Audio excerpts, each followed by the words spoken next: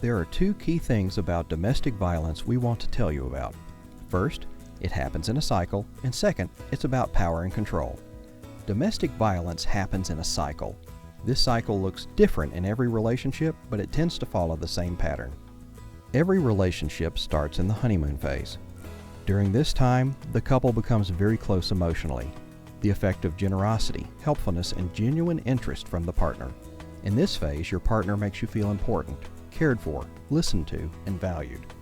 Then this fades and moves into the tension-building phase, a period of increasing pressure, mood swings, irritability, demands, and emotional withdrawal.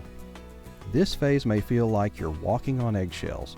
You can tell something is about to happen.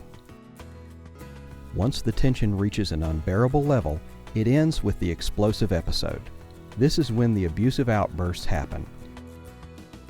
This can be a push or a shove, a threat being made or carried out, or more high-risk behaviors like choking or strangulation. However, this doesn't last forever. The cycle comes full circle, and we're back in the honeymoon phase. Gifts, reconciliation, physical affection, attention, promises, or apologies. During this phase, it feels like things are finally back to normal, and you are reminded of the reasons why you fell in love with this person. Over time, the honeymoon phases will become shorter and sometimes will fade completely. But why does the cycle continue? What brings people together is love, and people stay in the cycle because they have hope that things will change, can change, or go back to the way they once were. And many are afraid of what might happen if they try to leave. Remember, it's not unusual to be in this cycle, and you're not alone if you are. So we've talked about the cycle of violence and the pattern a domestic violence relationship can take. Now let's talk about power and control. Here we're going to highlight some of the different tactics an abuser can use to maintain power and control in a relationship. The power and control wheel is one way to talk about these tactics. The outside ring represents what domestic violence is usually seen as: physical and sexual violence. Sexual violence includes sexual assault, rape, and making you feel like you don't have a choice.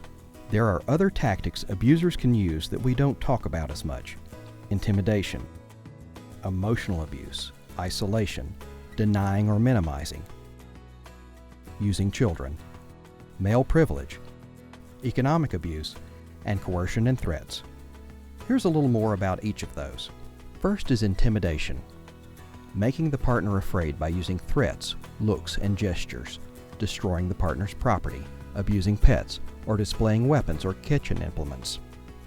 Next is emotional abuse, putting him or her down, humiliating the person, playing head games, not taking responsibility for actions, ridiculing the partner's appearance, or sexual performance. Then there's isolation, controlling what he or she does, who the partner sees and talks to, what he or she reads, and where they go. Limiting the partner's outside activities and using jealousy to justify actions. Next is denying, minimizing, and blaming, making fun of the abuse and not taking his or her concerns seriously, saying the abuse didn't happen, shifting responsibility for the behavior, or saying it's the partner's fault. Then there's using children, making the partner feel guilty about the children, using children to relay messages, interfering with visitation, or threatening to take the children away. Abuse can also be using male privilege, treating her like a servant, making all of the big decisions, acting like the king of the castle, and being the one to define gender roles. Another tactic is using economic abuse, preventing the partner from getting or keeping a job, making the partner ask for money, or not letting them have access to the family income. Finally, the use of coercion and threats, making and/or carrying out threats to do something to hurt the partner, threatening to leave, to commit suicide, threats to report the partner to welfare or other government agencies, threats of deportation, or even threatening to make a false accusation. Why do we want you to know about the cycle of violence and the power and control wheel? We believe that you have the right to know the real reason why your partner is hurting you. We want you to know that the abuse is not happening because of the things you are or are not doing.